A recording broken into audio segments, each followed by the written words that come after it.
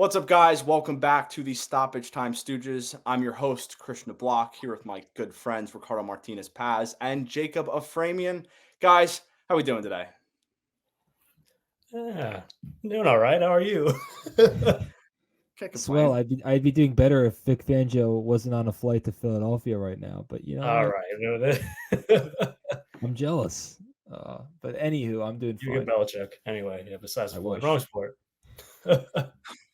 Yeah, that's one kind of football. All right, let's not waste any time. Let's discuss Real Madrid, who bowed out of the Copa del Rey in the round of 16 and had a very controversial match over the weekend. Ricardo, Uh, we'll leave that to you. How have you felt Real Madrid have played over the last two? um, See, not great. It's interesting how just in the span of two games, they were playing their last few games really well. And then I don't know what's going on right now. There's no like big injuries or anything, but I mean to lose to Atletico, sure the first two goals the two goals in regular time were kind of two deflections led to goals. And say what you want about Kepa, Jacob, and Rudiger, but I mean that was just one of those tough ones. Obviously, it's a mistake on both of their parts, but two deflections leading to goals. It's just like those just kind of happen. They're kind of you can't really do much about it half the time, but still, I mean, it led to those two goals that ultimately Real had to come back from, and they did, and they scored the equalizer late on. And I mean, I texted you guys like never say die, but and then they died in extra time. So the solo goal from Griezmann was, I mean, ridiculous. Like that hurt for sure. But watching, I was like, man, that was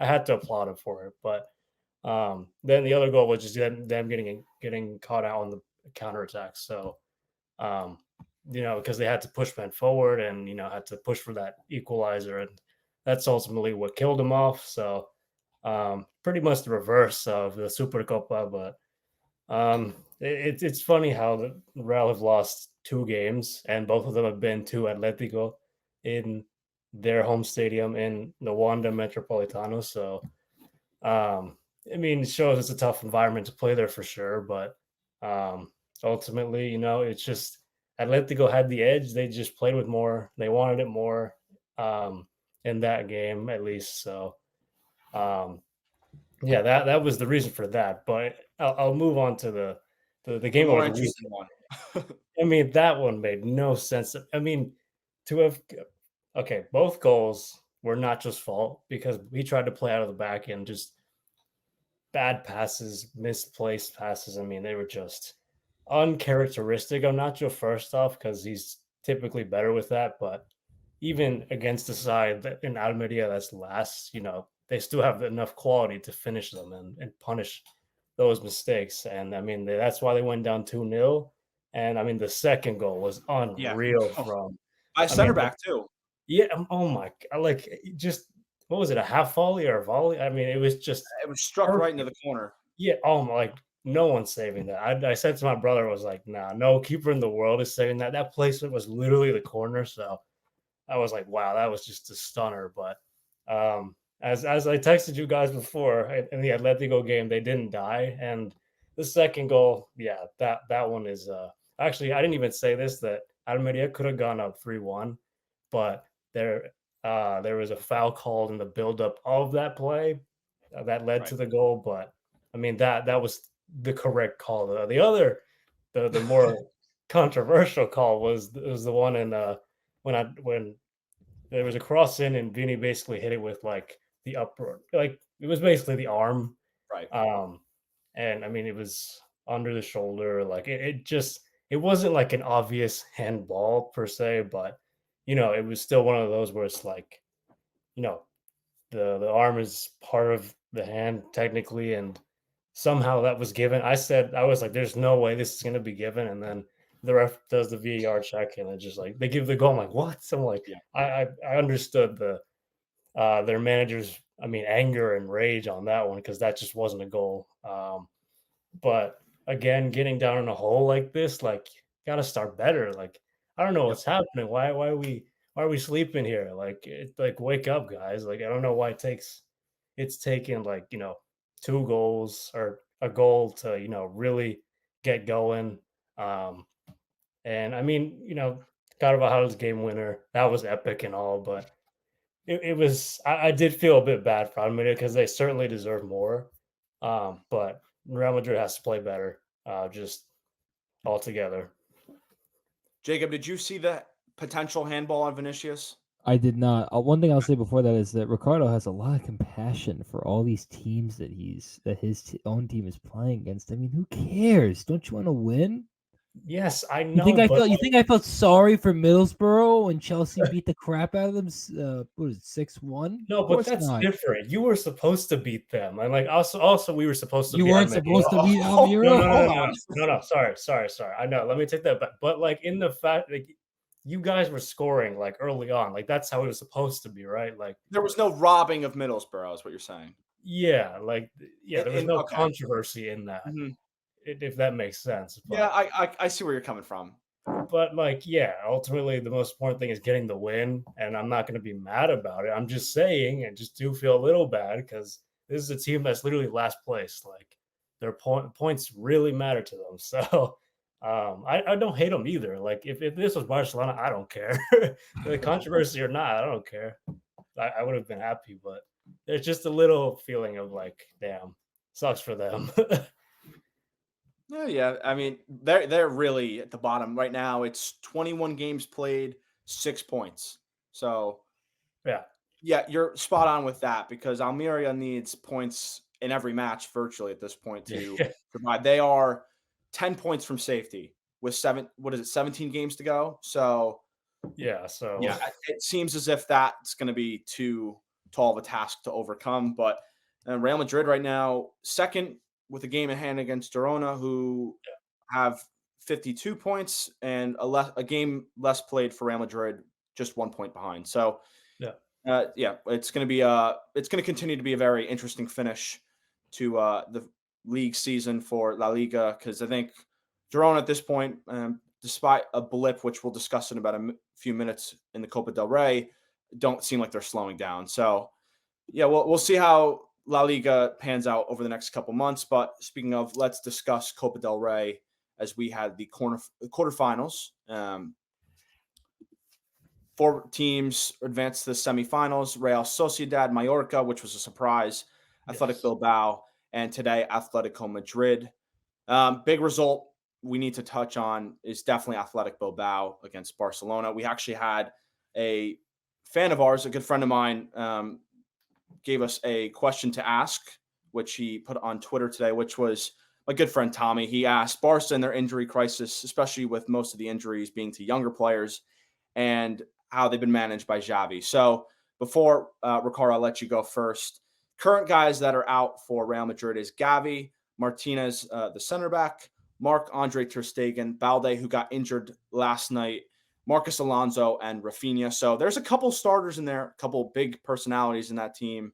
So what's your overall analysis of Barcelona at the moment?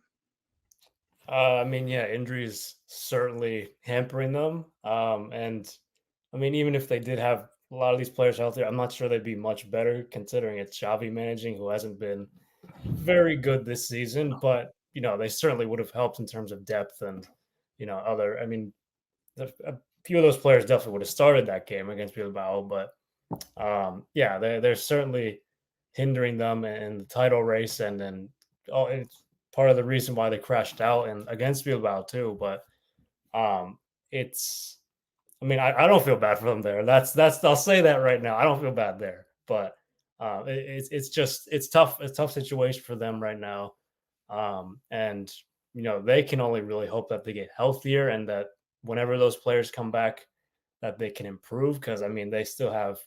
I mean, they ultimately only have the Champions League to try and win, and Liga. I guess mathematically you're still in it, but it's a long shot on that front. So getting those players back will be huge for the next few months on this push for, if any. I mean, if they can get any trophy, really. Yeah, I kind of agree. I just think it's hard to kill them when they have these injuries to these said players that you mentioned before, because they are really important, especially the goalkeeper. You mentioned Yes. Gavi, Balde, Alonso. I mean, those are their two left backs, right? Yeah. Yep. So that's a position that it's hard to when, especially when you have people that aren't fit to play that position because of the fact that it's so reliant on being left-footed. It's hard to fill in that spot. So I think that they're kind of like they have their hands tied behind their back a little bit right now. And again, January is almost over. I said to you guys before the show, I don't understand why a lot of these clubs are not more active in the window. If they have injuries, they should be, spending their money to try and sign players. I mean, I'm not saying that there are a ton of great players available, but you should be active and you should be trying to better your team. I know Barcelona have all these problems, I guess, with spending money. They're always like under investigation for I don't know whatever or something like that. They always think they're about to be in trouble, but until you get in trouble, you still get to play by the rules. So I don't understand why they're so discouraged to go out and do stuff as far as spending money and trying to better their team. But the good news for them is whenever the Champions League is back, they play what is it, Napoli? Napoli. Yeah. They're gonna beat Napoli. Napoli stinks. I'm not convinced by that at all. I'm glad someone else other than me agrees with that. I don't know. I don't think they could get a much better draw. I really don't. Okay, yeah, Napoli. All right. I mean, there's a couple that are probably a little bit better, but yeah, but considering, I mean, they don't have to play Atletico. They don't have to play Nope, you're Inter, right. Man City, Bayern, like all these teams that are way better than them at the moment. They don't have to play. So I think that Napoli is very beatable for them. And who knows when they get to play them, maybe they'll have some of those guys back from injury. And if they do, then who knows? Everything could be good again. And we wouldn't even be talking about Xavi losing his job. Yeah. Yeah. One thing I will say that's struck me is how many sloppy goals they've given up. It's just something that's hurt them, particularly in big games. We saw in the game against Real Madrid, a couple goals really just poor defending, poor goalkeeping. And Jacob, you're right. Ter Stegen's absence is probably the biggest one. Maybe Gavi as well, because he has been sensational. It's going to be very tough to replicate what he does in the midfield, especially for Spain too at the Euros, which is really disappointing. I don't see Real Madrid or Girona being caught in the league. So Barcelona, from that point of view, they're not in a real title race. It's between two teams. It's just not feasible to ask this team to go on a run where they go 7-8 unbeaten, because in every competition they are barely getting over the hump. In the game against Real Betis, they started a 16-year-old Yamal on the right wing and a 17-year-old at center back. Yeah. So you feel bad for them on the side that, okay, they're missing some big key players in important positions. But again, even some of their big players are not performing well. Lewandowski, we've talked about a fair amount of times. He's not playing like the striker that we saw at Bayern Munich or even in the first year at Barcelona. So I think when you look at him underperforming, Frankie de Jong, I think, hasn't been at the level we saw at Ajax. I mean, you can go down the line. Araujo got, wasn't sent off in the game against Real Madrid. Yeah, that was a silly challenge. You need players, your senior players, the players that they expect to be leading the group, to be the most professional, not losing their heads in the big games.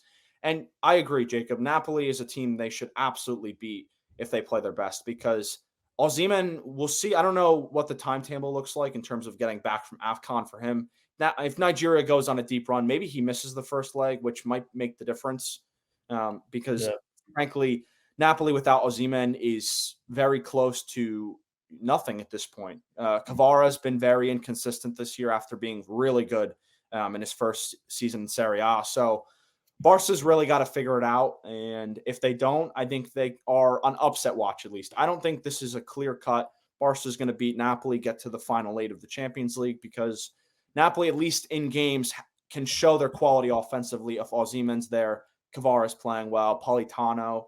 So we'll see with that. But before we mention any of the other Copa del Rey game. So I was talking about this off air with Ricardo. Inaki Williams coming back from AFCON. Yeah. In the timetable that he was put together with, I think it was 9:00 he left the Ivory Coast, and he got back to Bilbao at around 11 a.m. and had a kickoff, around 9:40, 9:00, somewhere in that range. And about an hour and a half later, he comes on and scores against Barcelona after all the disappointment at AFCON with Ghana. I think that is one of the most ridiculous things ever when you consider how quickly it took for him to get back from the Ivory Coast. He took a connecting flight to Paris and then from Paris to Bilbao. I've never seen something so bizarre for the. And when you consider that he scored and then his brother scored the goal that put the game away. Yeah. One of the most bizarre things I've seen in a while. I will mention one more game before we move on to the Carabao Cup. Atletico Madrid beat Sevilla today 1-0. Sevilla are in terrible form, as we know. But some controversy again, and I believe the VAR official or someone, he was involved somehow in the officiating tonight, was the head referee who called the Real Madrid Almeria game, which they said on the broadcast. I didn't even know that. Yeah, they said on the broadcast. Sevilla were given a penalty, and then VAR disallowed it. I don't know, Ricardo, I know you saw it. Did you think it was a penalty? Did you think it was the correct decision to disallow it? See, at first glance, it looked like an obvious pen, but when you look at like the slow-mo, and I mean, you can see that who was the defender that made the tackle? I mean, I can't remember. I was the midfielder Barrios, I think, the young midfielder who Oh, was yeah. really sloppy. I mean, he was dribbling the ball back towards his own net. That's just not something you should be doing in the 90. I think it was the 94th or Really, 95th yeah, minute. the last like minute. I mean, it seemed like he got the ball, but certainly got the player after. But I mean, I feel like we've seen those called. Going through a player, even though it's not the intent, obviously. Like I feel like those have been called, and the fact that you just said that is the same ref who officiated the Real Madrid Almeria game, I was like, maybe the Madrids are paying him off or something, but no, in all seriousness, I probably would have stuck with it. I don't know. I mean, I would have just stood with it because I don't know if there was enough necessarily to overturn it. I mean, you're still getting through the player even if you got the ball. Like I've been called for that. Like in my playing days, like I've gotten the ball, but I've gotten through the player, and still it's a foul. But I mean, that's the ref's decision, and I would have loved to see Sevilla go through personally, but it just didn't happen that way. But it's just adds more controversy and more discussion to VAR and officiating just generally. There's just the negative comes out so much, but that's a whole different discussion too. Yeah. Very, very interesting. I saw it live. I didn't think it was a penalty. He got the ball, and I think he went through the man as well, got some contact. I think it was on Eric Lamela. Yeah. So tough to call. I think some people would have wished that there wasn't too much to overturn, but Atletico Madrid to a Copa del Rey semifinal with Athletic Bilbao, who I'll mention, I believe have the second most Copa del Rey titles in all of Spain. It's 23. The crazy thing about it, though, is that the last time they won it was the 83-84 season. So it's been a long time. Yeah. I was taking a look at that before getting on the pod, and that I think it's the second most behind Barca of all time, which is crazy. I did not think have been stacking them up back in the day. No. Yeah, really. Most of them came in the early 20th century. I think it was between 1910 and 1940. A lot of those titles came during that period. Then? Even though the club existed, for that matter. So, yeah, I was looking at that, and it was pretty interesting. They have the most remaining of the four teams. Real Sociedad has 2.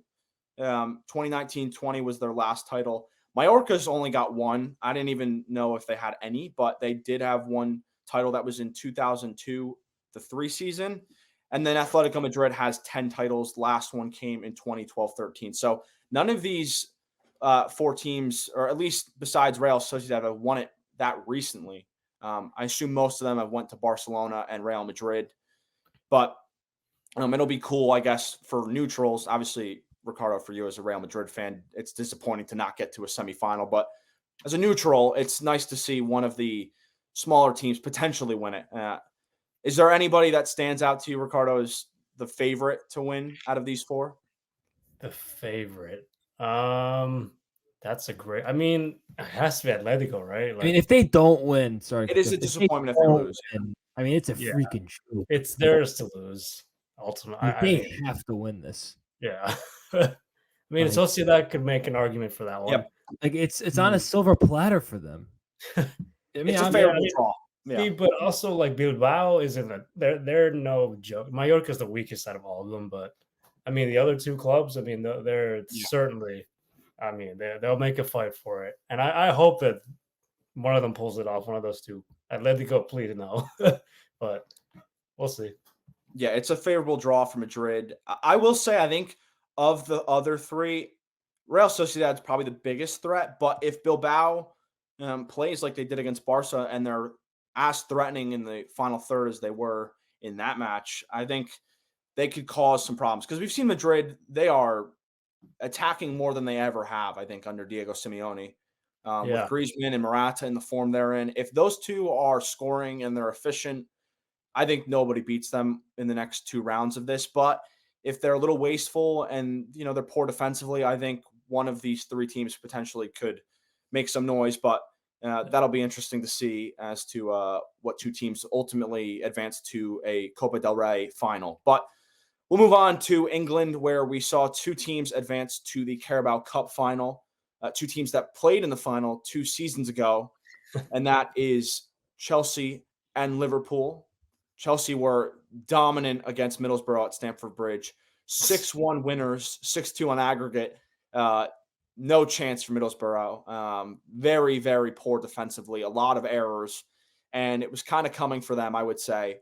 Jacob, you'll give your thoughts in a second. But I think after the chances that Chelsea had in the first leg, if they had them again, it was very difficult to see them wasting all of them again. And very, very efficient in the final third 2 nights ago. And then Fulham and Liverpool, very interesting tie. I thought Fulham will be disappointed from this. They were very good in the first half at Liverpool at Anfield.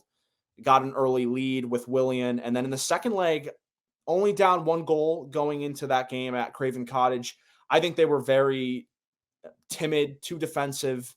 And Liverpool were wasteful and ultimately gave Fulham a chance to go after it in the last 15 minutes or so and cause some chaos for me. I was very stressed at the end of that match, but they got through in the end. So let's start with the first one that was final on Tuesday. Jacob, what did you think of Chelsea's victory at Stamford Bridge?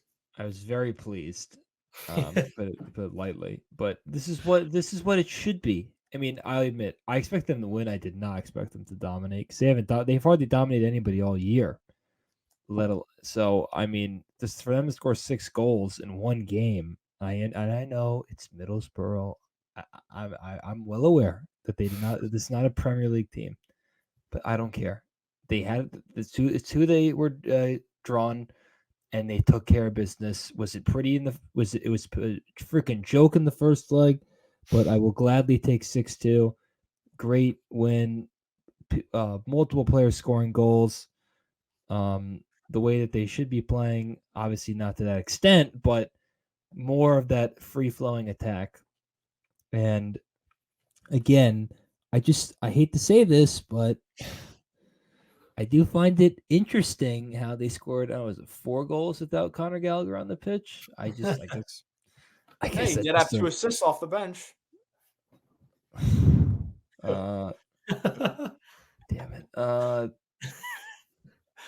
And here's let me just get this out because it wouldn't be our show if I didn't. For all these stupid Chelsea fans, and I hate to say this, that are so worried that Gallagher, if they send him to Spurs, will regret it. Where you think he's gonna start for Tottenham? Where's he gonna play? In front of Madison? Right Right now, he probably would with the 2 absentees at AFCON, but in their best 11, no. Because they're at AFCON. Yeah. That's the only way he would get in the team apart from injury. He would be coming off the bench. Yeah. Which is what hopefully if Chelsea had a real midfield, Romeo Lavia, are you we wouldn't have to worry about this problem. But because, no one could stay on the field, we do. But getting back to the game, I mean, Cole Palmer scored 2 more goals. I mean, I'm running out of words to describe how. I mean, I don't want to get too crazy with how good he's played, but he has certainly exceeded my expectations, and I think a lot of people's expectations with the amount of goals he scored. The team is just better with him in it, and Jordi Petrovic, who's taken over in goal ever since Robert Sanchez got hurt, cannot lose his spot unless he gets injured. God forbid. He has to be in the team. I don't want to see Robert Sanchez again unless the game's meaningless. Jordi Petrovic gets hurt. I don't want to see him again. Not on the field, at least. You can have a warm seat on the bench. Bring a freaking heat warmer. I don't want him in the back of that net. No. And, I think that Chelsea need to go for it in this title game. There can be I don't want to hear about, we need to rest Scott. No. Put the best freaking 11 out there. I don't care about what other games you have tomorrow. Like, put all your eggs into this basket. They need to win a trophy. They're not going to make them making the Champions League this year is very, very, very unlikely, to put it bluntly. Even them making the Europa League seems like a stretch at the moment. So with all that being said, they got to get something out of the season to make it look somewhat good. And winning a trophy, I know it's the Carabao Cup. I understand that. But winning the Carabao Cup, it would be nice. It would also be nice for our manager to win a trophy. He never did it at Spurs. It would also be nice if he won a trophy before Big Eng won a trophy. That would be awesome. I think all of London would be ticked off. I know I've seen a bunch of videos of Arsenal fans saying, Chelsea might win a trophy before we do. So that very interesting. I do agree. I think Chelsea needs to go for it. I want to give a shout out to Diassi. That goal from Disasi, a player who's naturally a right center back playing right back scored a goal, maybe the best one of the night. That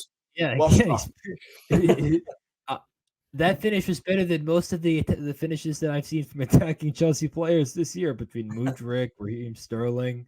That goal, that when he didn't pass it off against Wolves and he just missed it. Oh my God, that was terrible. Nicholas Jackson, Armando Broya. I mean, the list goes, I can keep going. Well, actually, I don't think I can, thank God. But the point, I mean, it was nice to see someone actually put a good finish in. And even Enzo Fernandez scored a goal. I couldn't believe it. And zero, right? Yeah, well, he's looked like N0 a lot more than he's looked like than he's been he's supposed to. But again, it's weird because Chelsea, they've been on they haven't imploded in a while, and that's sort of the bar. Like, just don't get embarrassed. That's kind of where I'm at. Mm-hmm. Just don't get embarrassed, and I'm somewhat happy. And they haven't gotten embarrassed since obviously the Middlesbrough game, but before that it was like the Wolves game probably. Wolves yeah. So with that being said, I think they're getting a little bit better. I would be a lot happier if they tried to sign someone in January. That would have made me a lot happier. But they're not going to, unfortunately, so I just have to live with it. But again, I still think that they can get something out of this season. And winning the Carabao Cup would be something. Ricardo, any big takeaways from that? Well, I was definitely surprised that they won by that much, as Jacob said. But I mean, they had to win. Against Middlesbrough, it's like they're not even a Premier League side. So there were no excuses going into that game. You're at home, too. So, that was really the entire time. It was Chelsea's tie to lose. So they got it done, and now they're in the final. And I just hope it's a good one. I hope it's not a 0-0 draw that goes to penalties, because seriously, from a neutral standpoint, that would be awful. I'm sure. One thing I do want to mention too, very impressive, and it's a good sign to me, going forward. Chelsea had 6 shots on target and scored 6 goals. So they were very efficient in the final I'll take third. it. Yeah, that's a good sign to me. I think that shows that they're not being as, clumsy with the ball in the final third. They're taking their chances. Luckily, when you have Cole Palmer, who has been sensational, I think we're running out of superlatives to give him. He's 21 after not playing very much football with City, has come into this team and been by far the best player. I think he deserves to go to the Euros, to be honest. I know there's a lot of key players for England in that area of the field, but I don't think you can tell me that he can't. I think you can put him in a position where if he's coming off the bench at the Euros in Germany, he can make an impact. I know they have a lot of attacking talent, so it might be tough for him to get onto the field, but I think he deserves to be in the squad at the very He's least. got to be. He's got to be in the England team. Gareth Southgate would be making a big mistake by not taking him. So Well, he does that a lot, so you can't yes, put it but past I think we'll see. We'll discuss that as it comes much more near. But James Maddison, is he going to stay fit? That's a big question mark. There's plenty of other players. Mason Mount. There's a lot of key players for England that have injury woes. So we'll see who's fit, who's not by that time. But Cole Palmer has been everything and then some for Chelsea. So we'll see how they look going into that final. I know it's a couple weeks away, but this was surprising. I'm sure, Jacob, this will catch your eye. 12 points for Chelsea in their last 5 league fixtures. That's the most of any team in the Premier League. And they have 5 wins in their last 6 in all competitions. So maybe the performances besides this game have not been impressive and they haven't dominated maybe in these games. But, when you're winning that often, it's a good sign. Yeah, I'll give you another American football reference to quote the great Al Davis. Just win, baby. That's all. Just win. Look, I want to get to a point where if they're winning enough, I can actually complain that I want them to win by more. But I can't do that yet because they're not good enough. So just win. Okay, I don't care how ugly it is. I don't care if you need own goals to do it. I don't care. Just win. That's all I want. I had to sit. We sat through it. I've sat through enough losing with this team. I can't take it anymore. Just win. That's all I want. It's fair enough. We'll see. We'll see how it goes tomorrow. We'll talk about that match in a little bit, but Chelsea versus Aston Villa in the FA Cup will certainly be a good one. But I'll quickly touch on Liverpool versus Fulham. 4 wins in 4 since Salah and Endo left for AFCON, the Asian Cup. Very good signs. Or excuse me, not 4 wins in 4. They did draw this match, but 4 positive results. It's been up and down. They've had a couple games where they've looked better, particularly against Bournemouth at the weekend. A team in form in Bournemouth who scored 5 goals, I think, today against Swansea City. Bournemouth has been fantastic this season, especially over the last couple months. But I thought they were disappointing at Fulham. A game where they had a lot of chances. Fulham were forced to play a little more open, given that they were going into this game down a goal. But I think, when you look at guys like Jota, Darwin Nunez, Darwin Nunez, again, 10 goals and 10 assists in all competitions, the only player in the Premier League to be at that number so far. So a lot of criticism goes to Nunez for being wasteful and, not taking chances that he probably should score. And he probably should score a lot of those. There's been plenty of them this season. But 20 goal involvements before the end of January is really opening of what could come for him. I think this is just the start. He's very young still, hasn't played, a ton of football in Europe. He had a couple years at Benfica. This is the second year at Liverpool. So I've been very impressed with Nunez. I know there's been a lot of criticism towards him and he's easy person to pick on, but very impressed so far. Luis Diaz getting on the goal sheet yesterday is a big thing for them. He's been dealing with a lot off the field, as we know, is everything that went on with his mother and his father back in Colombia. After that, he got the 1 goal against Luton Town, but hasn't been very involved. It's been a disappointing run, but again, understandably so. So I think if they want to continue to win, and they got a couple big matches in the league coming up to keep this run going and ultimately, put the pressure on City to continue to win, Diaz needs to be firing on all cylinders. I know they got a game against Chelsea. They have a big match against Arsenal back at the Emirates, I think on the 4th of February. So Liverpool's in a good spot, but a lot to be desired still to continue this run because, as we know, City have got Haaland back in full training. De Bruyne looked like the best player on the field in 25 minutes against Newcastle a couple weekends ago. So City are coming, and I think over the next, 2 or 3 months, we're going to see City hit the ground running where they go on a, 10, 12 unbeaten run in the league. So any thoughts on Liverpool versus Fulham?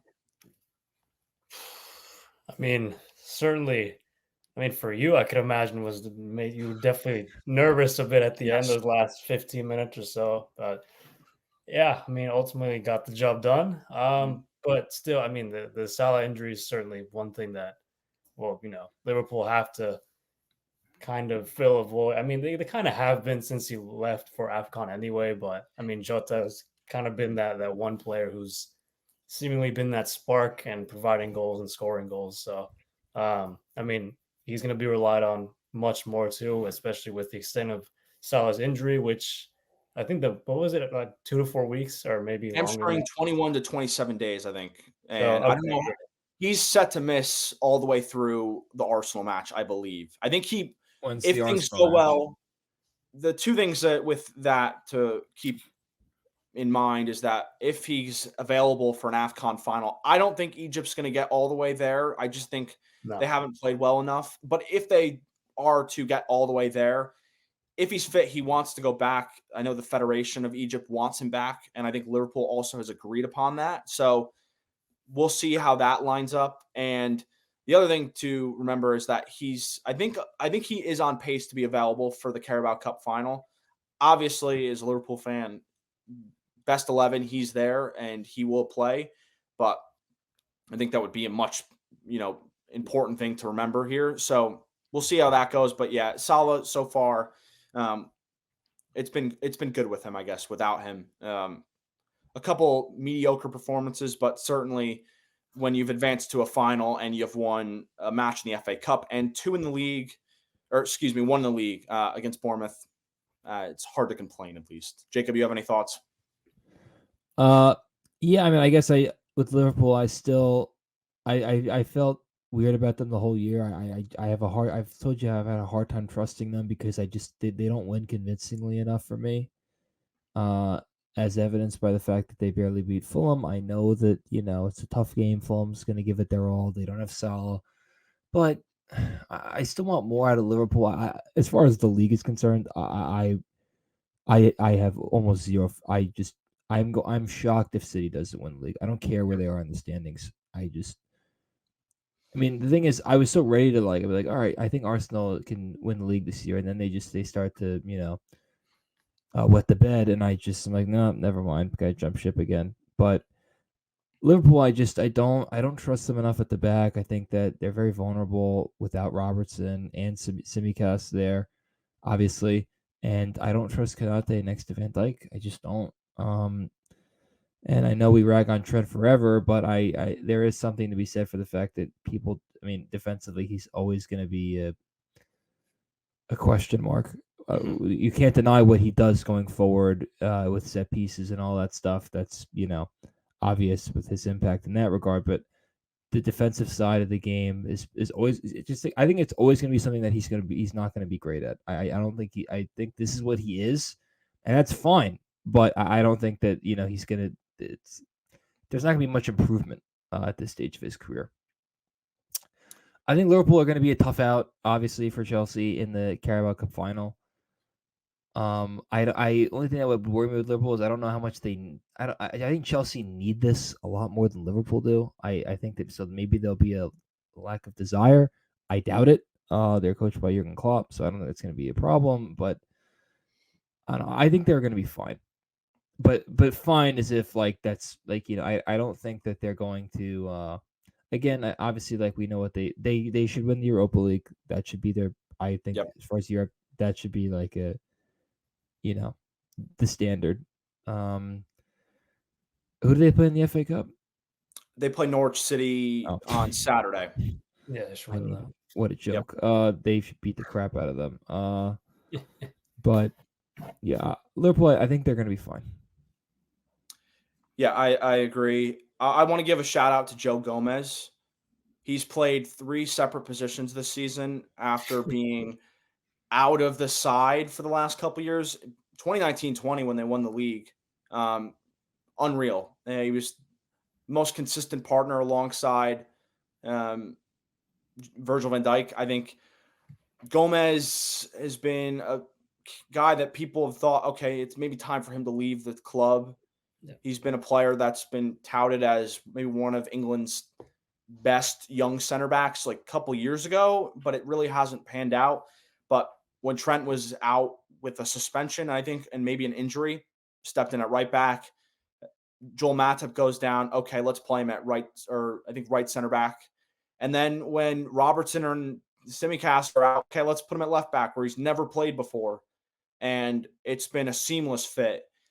It's really remarkable what he's doing. I can't say enough good things about him. He's 26. He's right when he's supposed to be is playing his best football. And right now he's been one of the most informed players in the side, I think. It's not what people expected going into this year. I know Robertson's back. He was on the bench for the second leg against Fulham. But if you want to talk about unsung heroes for the way Liverpool played through the first 5-6 months of the season, Joe Gomez is certainly up there because without him, they would be lost. Certainly at left back.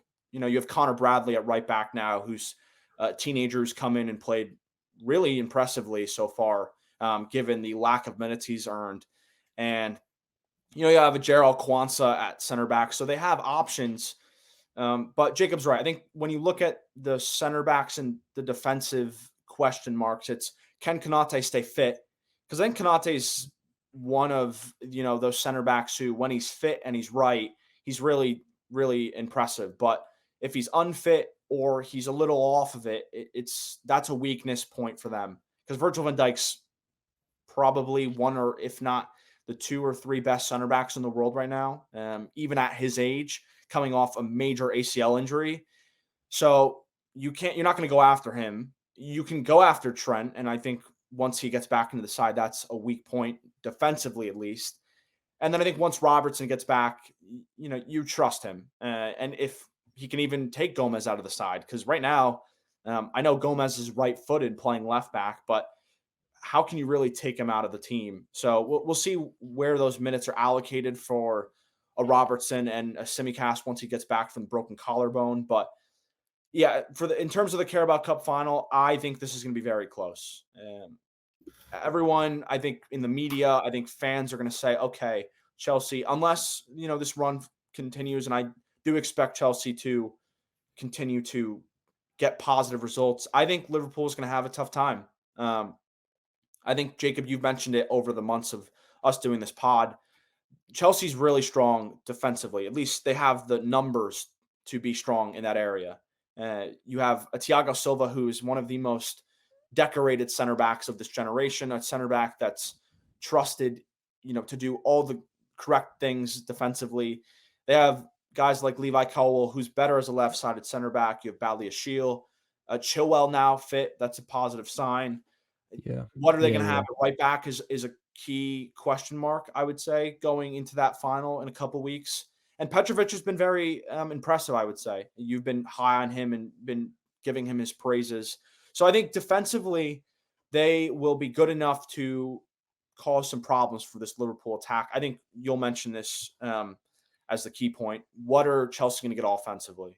And Cuckoo should be back by then. I know he's back in I just want to see him play like I just want to see him play with no ifs, ands, or buts. I don't have to worry about him on a minutes restriction. I just want him to freaking play. That's all I want. The few times he has played, the team was better. Like I said to you guys, like I like him because he actually seems like he knows what he's doing. Like he's not like doing stupid stuff or making embarrassing himself. Like he's a professional. Like that's all I want. Just like know what you're supposed to do your job, and I just hope he plays because I feel like he can make a difference. And I know he's better than what they have up there now. So which is a low bar. I understand that, but it's still the truth. And yeah, I mean Chelsea. I don't know. There's a lot of the problem with Chelsea is that like they have a lot of pace between like Mudryk and even Sterling now, even though he's getting up there in age. But just the thing with Chelsea is that the end product is not very good because they can't find space.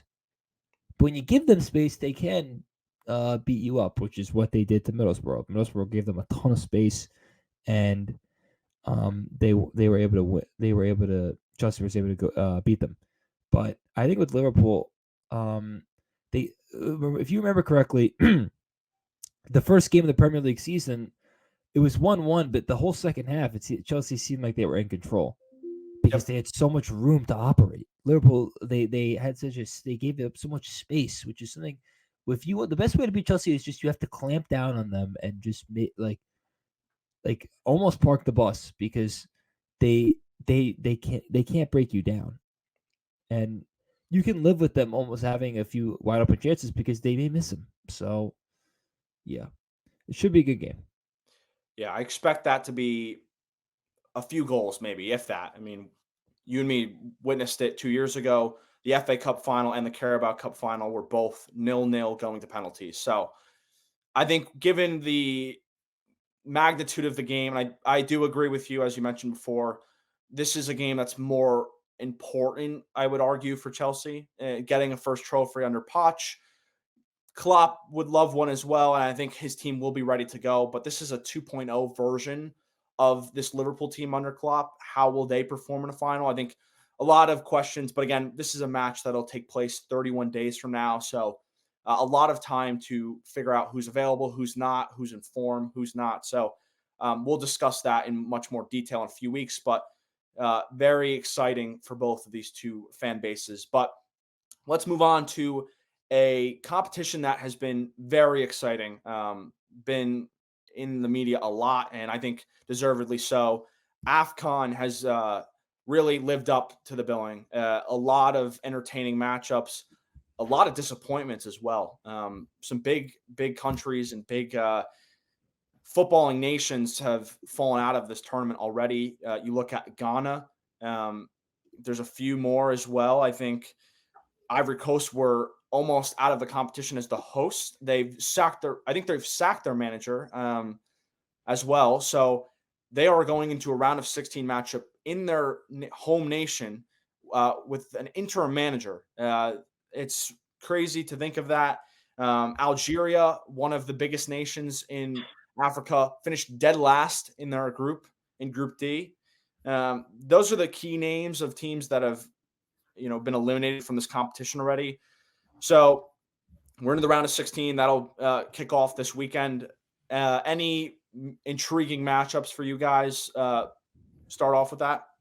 For me, I just think that match between Nigeria and Cameroon is like the one that I'd want to watch, and that's, I hate to say it. I mean, with the teams that you mentioned, who are it? Sorry, you said that Ghana and Algeria were both knocked out. But Senegal, I believe, was the only team that actually won 3 of 3 matches. Yes. And who do they play? Senegal plays Ivory Coast, who are the host, and as I mentioned, that would be a good game. Yeah. Sorry, I took probably 2 games that Ricardo want to talk about, but those 2 games in particular, I think, are the ones that are worth watching. Yeah, Ricardo? I mean, yeah, he pretty much took the ones that I had in mind, but I just think the story, I mean, Equatorial Guinea, they're so interesting. I mean, they scored the most goals in the group stage. I mean, I want to see, how far they can go. I mean, it's just, just this competition, just in general, as you said, has been, I mean, so unpredictable and just crazy all around. So, I mean, anything can happen with any of these. Like, nothing would surprise me at this point. But it has to be obviously Nigeria, Cameroon. Like, that's all eyes should be on that. I mean, that's such a huge game. So, yeah, I think when you look at Nigeria and Cameroon, you have a striker whose future at Napoli is in question. Victor Osimhen, who is one of the most sought out players in Europe right now. I think a lot of teams are going to be interested in him. And there was an interview actually with CBS a couple days ago where he was kind of mentioning, his desire to play in the Premier League. And everybody's going to, look at that and say, okay, he's really ready to leave Napoli. And that's kind of been something we've talked about and something we've seen over the last couple months, just with everything that's gone on. And then you have Cameroon, whose goalkeeper in Onana missed the first game, played in the second one, and was very disappointing in a 3-1 loss against Senegal. And then was actually dropped from the team for their third match in a must-win scenario. So the storylines for that are, a striker and a team that's expected to be in contention for an AFCON title. I know they lost Boniface before the tournament began, but you still have Chukwueze. You have Lookman, who's in good form at Atalanta. They have a attack that should be one of the best in this tournament. And then you have Cameroon, who you don't know what you're going to get from them. Is Onana going to get back on the side? I don't think so. He is all over the place right now, and I think he left himself in a bad spot missing the first match. I know it was important to have him for Tottenham, but when you look at a whole nation sitting there and watching you miss a match of that magnitude, it's tough to really bounce back from that. I'll give a shout out to Cape Verde, who finished with 7 points in a group that included Egypt, and I believe they had another big team. It was Ghana. A group with two nations of that size and those expectations is really impressive. And they're playing, I believe it was Mauritania, who are ranked 105th in FIFA in the world. So Cape Verde has been very fun to watch in the final third. I think they'll be a very interesting matchup. But, of course, the two we've mentioned, Senegal versus the Ivory Coast, and Nigeria and Cameroon will definitely grab more of the headlines. But next week, we'll certainly get to discuss more of these results because I think there's going to be more upsets. If anybody who's watching has kind of witnessed what's happened in AFCON this year, teams are going down left, right. You think an Algeria is going to cruise through the group? No. Ghana's going to find a way with the form of Kudus. Nope. You're going to get sent home. So I've been really impressed with AFCON for a first-time watcher like myself.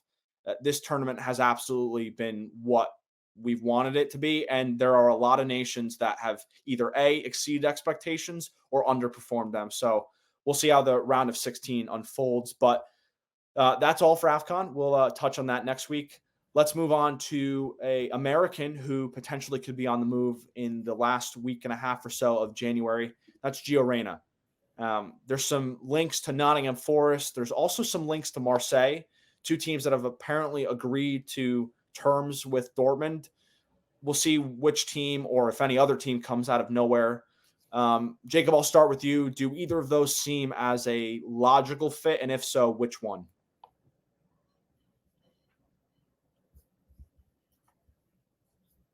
I believe you're on mute. Sorry about that. I think if you're Reyna, you're better off going to Marseille because you want to play an easy league. Don't go to the Premier League. Go to Nottingham Forest, which is not a great side. I know that they have Nuno now and they seem a bit, reinvigorated. That's fine. But it's a lot more pressure, a lot more eyeballs, especially from American fans. I think if you're Gio Reyna, you have a better chance of succeeding playing for Marseille, a better team in the league that they're in compared to Nottingham Forest, and an easier league where you can sort of springboard and get your value up, get your name up, so to speak. So if I was him, I'd want to go to Marseille. Yeah, I mean, I feel like the only reason I don't think you should go to Marseille is because I feel like they have a lot of midfielders. Although none of them are necessarily 10s like him. And but that's really the only reason why I don't think he should go there. But, other than that, I mean, their leading assister is Aubameyang with 7, I believe. And next closest is like second or has like 2 or 3, not very many. So, I mean, they certainly could use some creativity. And of course, he should be playing that 10 role, attacking mid role, because that's kind of where he's excels at. That's what he's best at, not out at the wing. And then Nottingham Forest, on the other hand, I don't know. It just that seems like a strange fit to me. And it's just like the Premier League also just more physical, much faster, much quicker. So not to say that he wouldn't work there, but it's just maybe it's a step up from the Bundesliga. So I'm going to have to agree with Jacob. I don't feel confident about either situation. I think Nottingham Forest has a potential 10-point deduction coming to them. They are battling relegation as it is, even without one. And if we're looking at from an American perspective, we want to see Gio develop. Even though it might only be 6 months at whatever club takes him on in January, Nottingham Forest is going to play not 80% of their games in which they're going to be playing kind of in a low block, or they should be at least. So we're not going to get to see Gio kind of express himself as a 10 creatively. And I think there's more competition at Forest. When you look at a Morgan Gibbs-White, who they paid a fortune for, I think it was a club record fee, Anthony Alanga, Callum Hudson-Odoi. There's a lot of attacking talent in this Forest squad. I know a lot of them have been injured, but there's at least, players who probably get the slight edge over him. I think a large reason why he's even in talks with Forest is because of George Mendes's relationship with Nuno. I think it dates back to their time at Wolves together. So I guess on that level, it makes sense, but I don't think it would be a step up because he probably plays more minutes. But in terms of development, I don't like Forest. Marseille's confusing too because their manager is Gattuso, who has bounced from job to job in Europe. Marseille, Valencia, Fiorentina, Napoli, Milan. So that's all in the last 6 years. So he can't consistently stay in a job. Marseille's not been great either. They're currently, I'm pulling up the table, seventh in Liga. And, a lot of people are critical of the French top division. But being 15 points off of top PSG, who are been inconsistent. I know they've been a little bit better in league play recently, but Marseille should be competing for a Champions League spot. And that's probably better in terms of fit with the players available. I know there's been some rumors today about Ismail Assar, the former Watford forward, potentially moving in January. So that would open up a spot. I think he could play there and probably get more minutes at Marseille. But selfishly, I wish there was more opportunities and more clubs available. I don't think England's the spot for him. I think we've seen over the last couple of years, Christian Pulisic, for example. He was good for a couple periods, but again, I don't think his game suited England and playing in the physicality of the Premier League. I don't think Gio could survive there either. I think he just deals with too many injuries.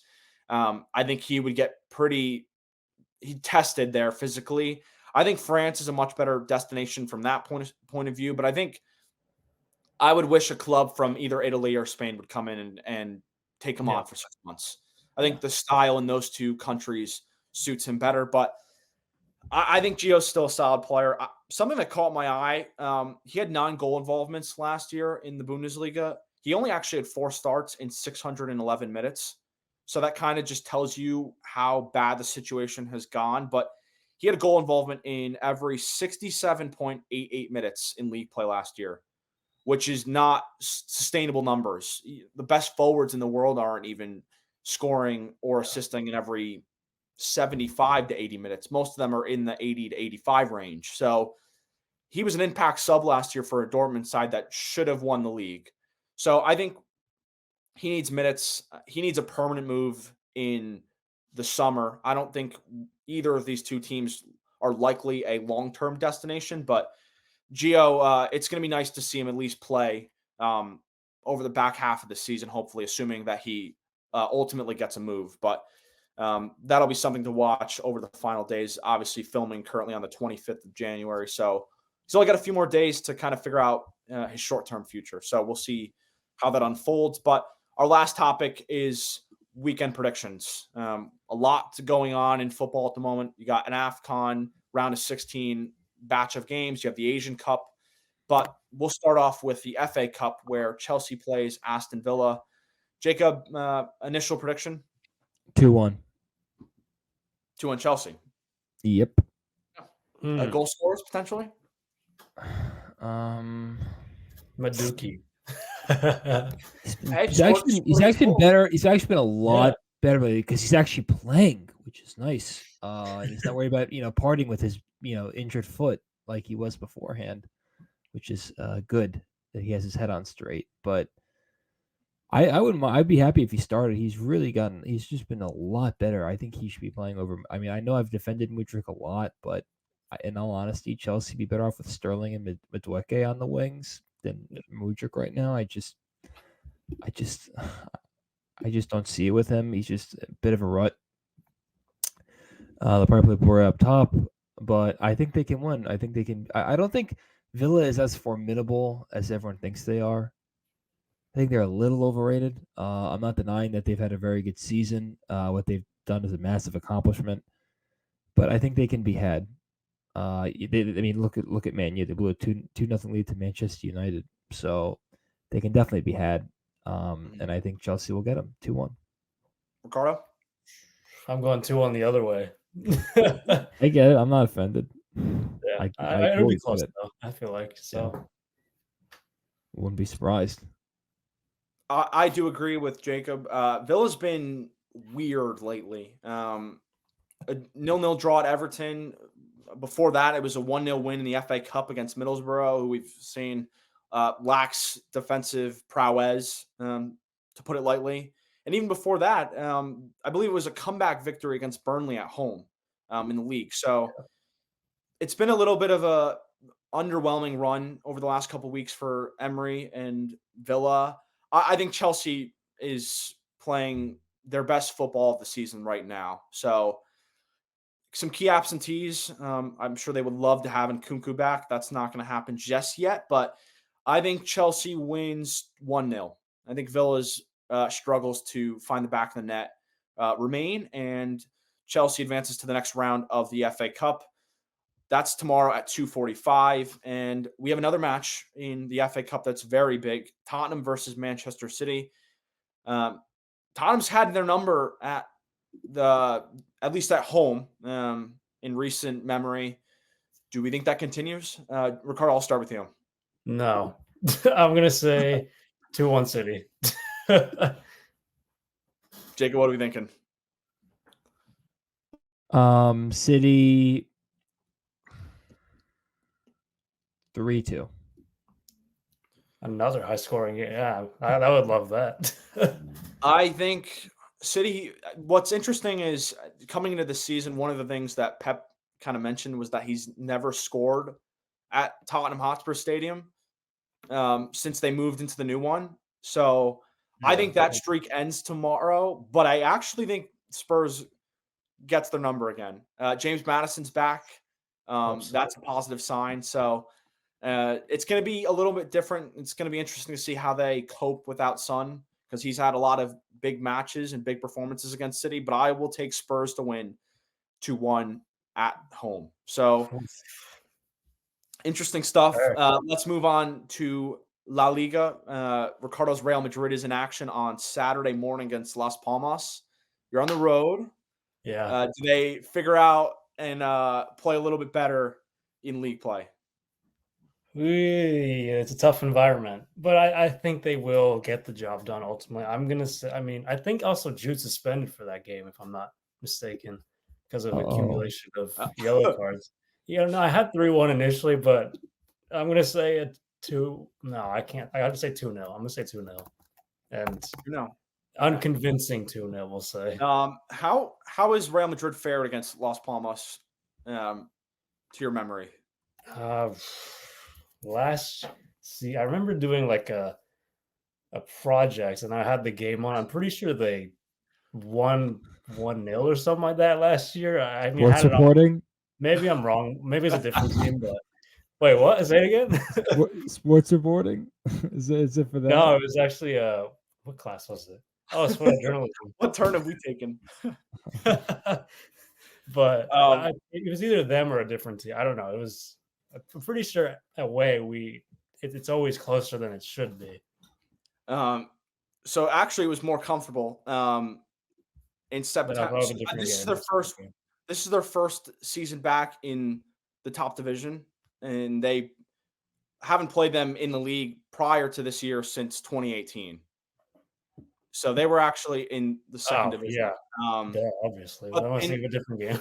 in the first match, Real Madrid won 2-0 at home with goals from Brahim Diaz and Hosselu. So, yeah, I think this is going to be. I don't know if comfortable is the right word, but Las 2-0. Palmas. They are eighth. They actually are eighth in the league, so I should give them more credit than that. I'll go 1-0. I think it'll be tight.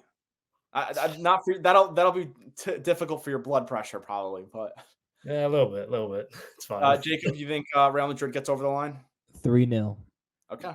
This is where they get the get right game. They're gonna demolish them. I hope. It'd be nice. That would be nice. And we'll finish off with the AFCON. We mentioned 2 big matches on the 27th of January, Nigeria, Cameroon. Who do we think gets over the line? Nigeria.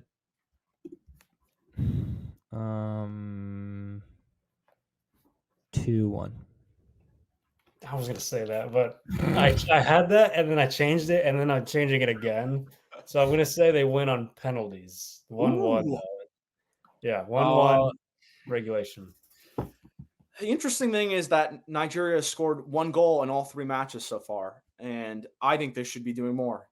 And on the other side, Cameroon has conceded in every match, and they conceded twice against Gambia in their final group game, which was must win. I don't like them defensively. I think Nigeria 3-1. I think we finally see this attack break out, which would be nice because on our last pod, or maybe it was 2, I picked Nigeria to win the AFCON. So we'll see how that unfolds. And then finally, the host on the 29th faced the reigning champion Senegal. Ivory Coast, as I mentioned, made a coaching change over the last couple of days. Anyone think the hosts remain in the competition, or Senegal gonna put them away? Senegal end them all. Senegal will win. 2-0. Yaya Toure is not walking through that door. or Drogba, for that matter. Yeah, they can use something like that. Gervinho's not walking through that door. Gervinho. To cite Rick Pitino at a press conference back in the day, they're not walking through that door. Yeah, it's tough to see. Ivory Coast has been really poor, especially at home. After an impressive first game, they won 2-0 and had a really good goal from Fofana, who recently moved to the Saudi Pro League. But it's Senegal, it's Sadio Mane. They have so many different weapons to call upon offensively. When you look at Ismaila Sarr is playing well, you have Pape Sarr, who's been one of the best Premier League midfielders. You have Edouard Mendy and Koulibaly, who've been there for Senegal time and time again. I think Senegal is a legit threat to win this competition, and I think Ivory Coast, unfortunately, are going to lose this match. I'm going to go with 2-0. I think it's going to be difficult for them to find the back of the net. But a lot of good matches this weekend. I would certainly suggest watching all the games we've mentioned. There's plenty to watch over the coming days. But before we go, anything else to add? Go Chelsea. It's that simple. Ala Madrid, yo. All right, love it. As always, subscribe if you're watching this on YouTube. Check us out on Spotify and Apple Podcasts. We appreciate the question from Tommy, so there's a shout out to him as well. If anybody else in the future wants to ask us questions, wants us to discuss a certain player or a team's performance, please let us know on Twitter in the comments of YouTube. But as always, thanks for watching, and see us next time.